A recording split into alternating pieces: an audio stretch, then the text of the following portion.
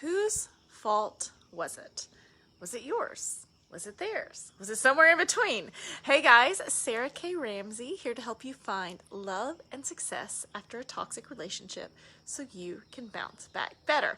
And I want to talk to you about this struggle I get into with my clients, and not the struggle you would think. They're actually always trying to convince me that it was their fault. They are secretly really horrible. They didn't do the right thing. They weren't patient enough. They weren't kind enough. They didn't give enough chances. They didn't do the right thing. They had a traumatic childhood. And one of the first exercises I do with my clients is the "it's not your fault" exercise. And 100 times they have to write, "It's not my fault, it's not my fault, it's not my fault." And I get so much pushback on it because they want it to be their fault for some reason. Now, does that mean we are not responsible for our own actions? Of course not. Does that mean we aren't responsible for the people we choose? But I want you to imagine a mom trying to go to a child.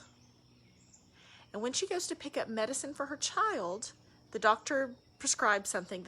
She comes home, she brings medicine to the child, and the child gets sick. Whose fault was it that the child got sick? Well, the mom was the one who put the medicine on the spoon and put the spoon in the child's mouth. But would you ever really blame the mom for not having the data that the child was allergic to the medicine? Probably not, right? And in a toxic relationship, you have the flip, right? The flip. I wouldn't have done that if you hadn't been late. I wouldn't have done that if you had been where you said you were going to be. I wouldn't have done that if you weren't so selfish. I wouldn't have done that if you weren't such a bitch. I wouldn't have done that if you had made the right dinner. I wouldn't have done that if you hadn't been talking to him. I wouldn't do that if you weren't ignoring me.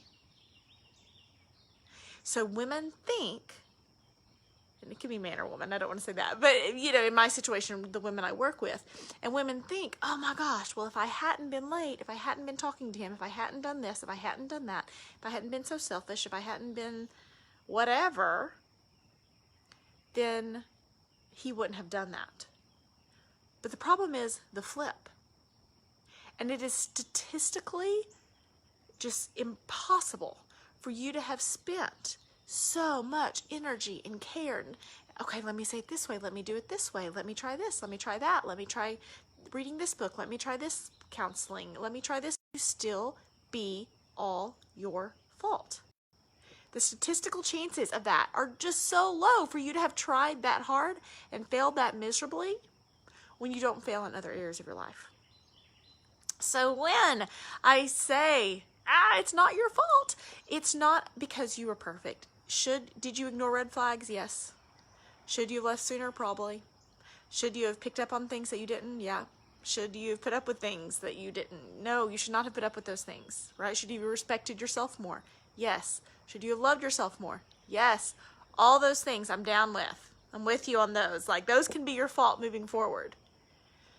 But what happened in the relationship and that dynamic when the data you were missing was the flip and everything being your fault from the flip? I don't want you taking responsibility for that.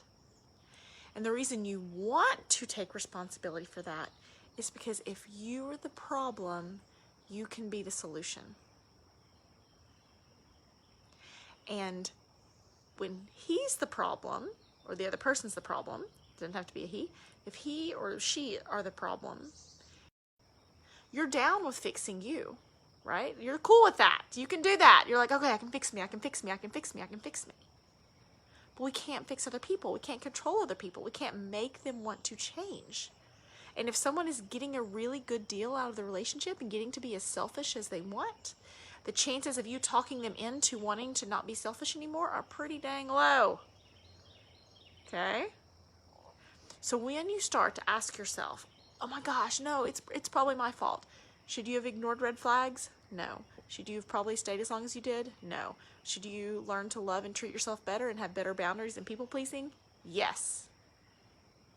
But I'm guessing those aren't the things that you're blaming yourself for.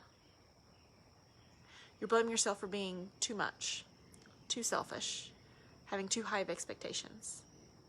Whatever they flipped on you to make it seem like your fault is what you're blaming yourself for. And you think if you change those things, then you can change the relationship. And what you're missing is the fact that you aren't the one who needs to change. Hope that helps.